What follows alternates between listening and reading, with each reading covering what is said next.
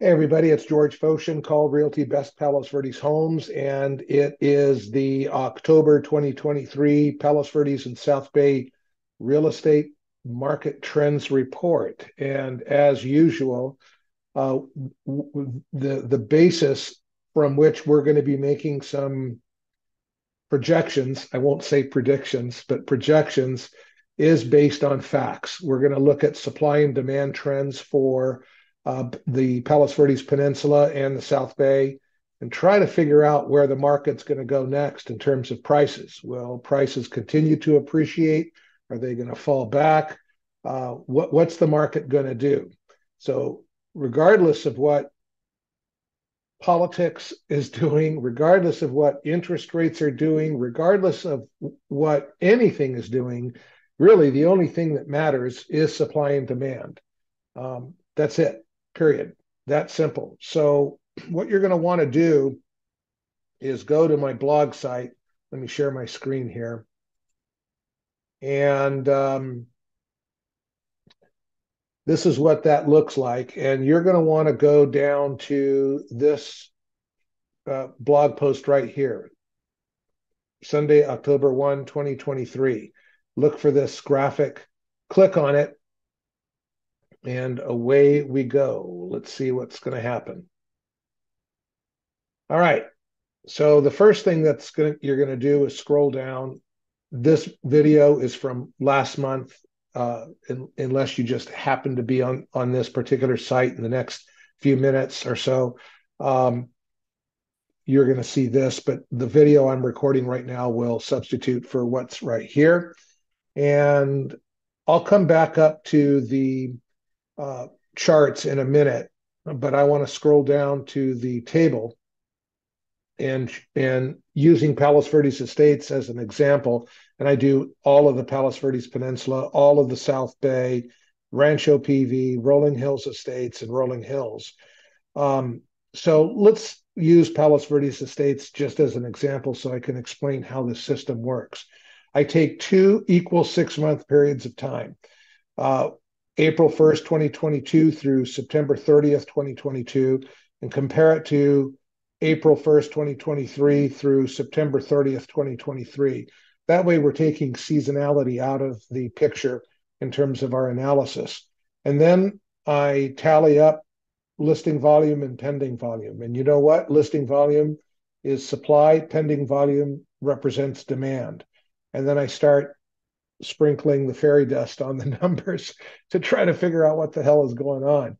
And one of the things that we can automatically immediately see is that supply has increased, 10.66% increased in supply.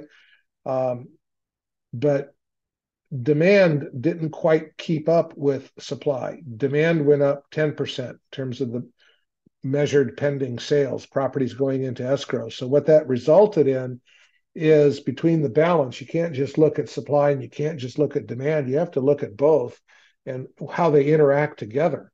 And when we do that, we see that there's been an increase of 5.63% in the number of days of unsold inventory. Now, I also throw in the last 6 month, the just most recent 6-month period of time, in this case, March 1st through August 31st of 2023, so that you can benefit by seeing two comparisons. The two 6-month periods of time that are equal, the April through September in two separate years, last year and this, and then the last 6-month period of time, so that we can compare what's happening. So different markets react differently. And you can see that up here. Let's get into it. So you can see that Palos Verdes Estates, the number of days of unsold inventory actually increased from the last 6-month period of time, and actually a little bit from last year for the same time period. But did that happen for all of the Palos Verdes Peninsula? Yes, it did. Not to this, and actually to a greater extent. The changes were more profound from the last 6-month period, March through August, versus April through September. Actually, the market kind of weakened a little bit, but from the same 6-month period of time last year, the market actually improved. Well, that's great. But what about the South Bay? Same with the South Bay. A weakening in the last two consecutive 6-month periods of time, but an improvement from the 6-month period of equal time period last year. For Rancho Palos Verdes, a little weaker here, not as strong as it was last year, and certainly not as strong as the last 6-month period of time. But Rolling Hills, surprisingly, really has improved significantly, from 288 days of unsold inventory to only 169 days of unsold inventory. That's a pretty significant improvement. The same for Rolling Hills Estates. I find that really interesting. We can dig deeper into the whys and wherefores, but these are the facts.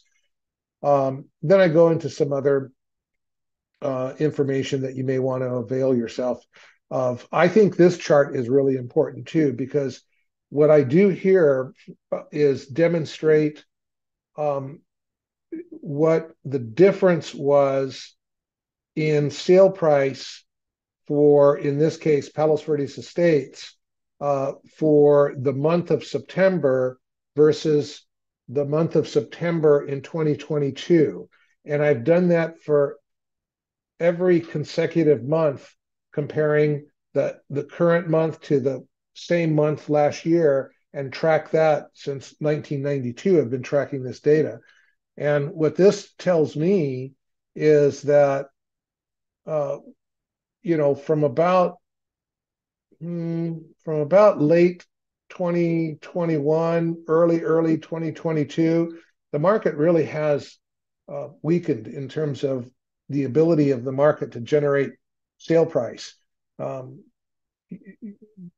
Comparing these two equal months, last year, this year, and calculating the difference in price, we see, continual dropping here. So that's kind of scary a little bit. We got to be careful here. If you're a seller, you can't be pricing your home the same way maybe some of your neighbors sold for 6 months, 4 months, 3 months ago. The market's a little bit weaker now. And for the whole of the South Bay, we find a similar pattern, but a little bit of an improvement in the last couple of months. The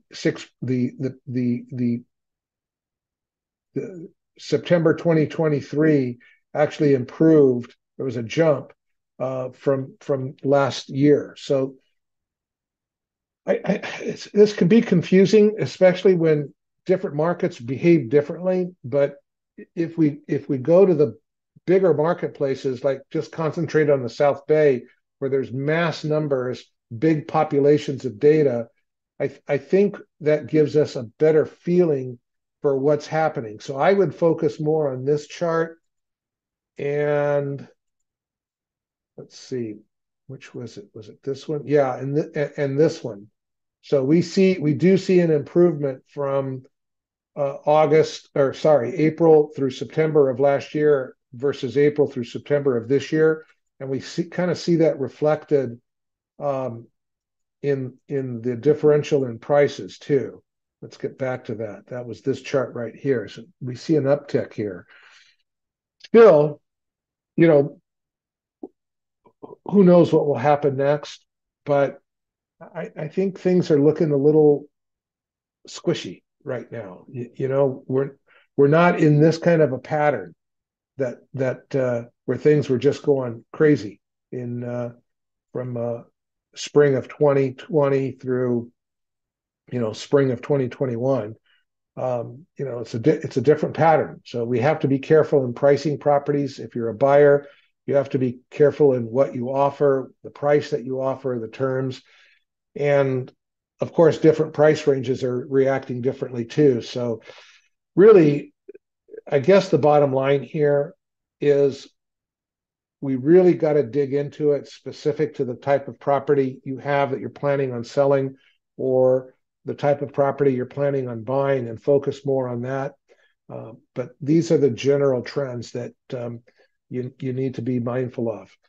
Well, I've been kind of yammering on here for a few minutes. I think we'll stop here, and you can take it from there and give me a call. Use the contact us button up here in the upper right, and when you go there, um, just click here to contact George. Include your first and last name, your cell phone number, email address, um, what the subject is that you'd like to talk about, and fill me in more details here, and include, of course, an optimal time for me to call you back.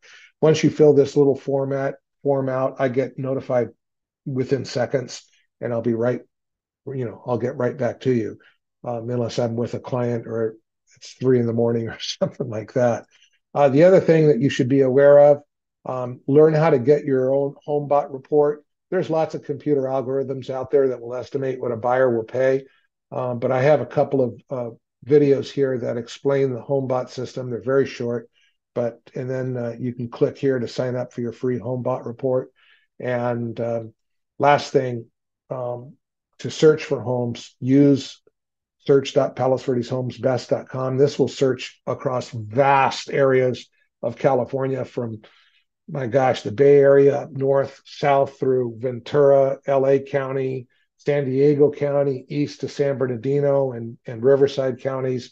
This is a very, very powerful system, and better than a lot of the other public systems that are out there that data mine your computer and mobile devices so that they can scrape your personal contact information and search patterns to sell to their advertisers. All the big portals are doing that. I won't name names here in this video, but all of the big portals do that. I mean, after all, listen, you're not writing them a check every month to access their systems. So how do you think they make money? They make money by screwing you over, by stealing your information and selling it to their advertisers. On my site, I will never share your information. Never. I don't sell it. I don't share it. Your search remains confidential and private. And that's why you should use this system. All right. That's it. I've gone on long enough. Time to stop this little fiesta, and hope to talk with you soon. Bye for now.